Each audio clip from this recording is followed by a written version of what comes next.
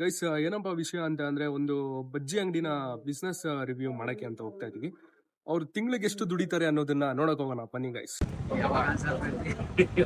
ಬೋಂಡ ಬಜ್ಜಿ ಲೆಕ್ಕ ಬರಲ್ಲ ಬೇ. ಹಾ ಒಂದೊಂದ್ ದಿವಸ ಒಂದೊಂದ್ ತರ ಬರೋದು. ಇವಾಗ ಇದನ್ನ ಬೇಯಿಸಿ ಹಾಕಿ ಇದೆಲ್ಲ ಕೊಡ್ಬೇಕಂದ್ರೆ ಲಾಸೇನೆ. ಒಂದೂವರೆ ಸಾವಿರ ಸಿಗ್ಬೋದು, ಸಾವಿರ ಸಿಗ್ಬೋದು. ಒಂದ್ ದಿವಸ ಅಂದಾಜ್ ಲೆಕ್ಕ ಬರಲ್ಲ ಇದು.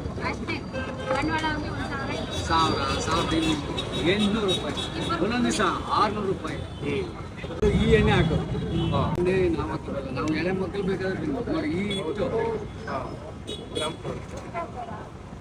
ಎಷ್ಟಿರ್ತದೆ ಇದು? ಆ ಎಣ್ಣೆ ಈ ಎಣ್ಣೆ ಆ ಹಿಟ್ಟು ಏನು ಡೈರೆಕ್ಟ್ ಹೇಳ್ಬಿಡ್ತಾರೆ. ನಾವು ಹಾಕೋ ಎಣ್ಣೆ ಅವ್ರು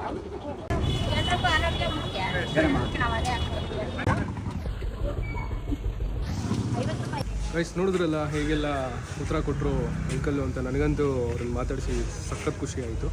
ಚೆನ್ನಾಗಿ ಎಲ್ಲದಕ್ಕೂ ಕೇಳಿದ್ದಕ್ಕೆಲ್ಲ ಚೆನ್ನಾಗಿ ಮಾತಾಡಿದ್ರು. ಆ್ಯಕ್ಚುಲಿ ಅವ್ರು ಯೂಸ್ ಮಾಡೋ ಎಣ್ಣೆ ಎಲ್ಲ ಚೆನ್ನಾಗಿದೆ. ಗೋಲ್ಡ್ ವಿನ್ನರ್ ಯೂಸ್ ಮಾಡ್ತಾರೆ, ಎಲ್ಲ ತೋರಿಸಿದ್ದಾರೆ ಯಾವ ಎಣ್ಣೆ ಎಲ್ಲ ಯೂಸ್ ಮಾಡ್ತಾರೆ ಅಂತ. ನೋಡಿ ಎಷ್ಟು ಕನ್ಸರ್ನ್ ಇದೆ ಅವ್ರಿಗೆ.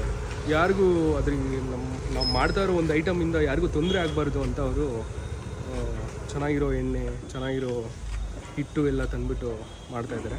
ನೋಡಿ ಬಸ್ ಸ್ಟಾಪಲ್ಲಿ, ದೊಡ್ಡಬಳ್ಳಾಪುರ ಬಸ್ ಸ್ಟಾಪಲ್ಲಿ ಅವ್ರು ಮಾಡ್ತಾ ಇರ್ತಾರೆ. ನೋಡಿಕೊಂಡು ಹೋಗಿ.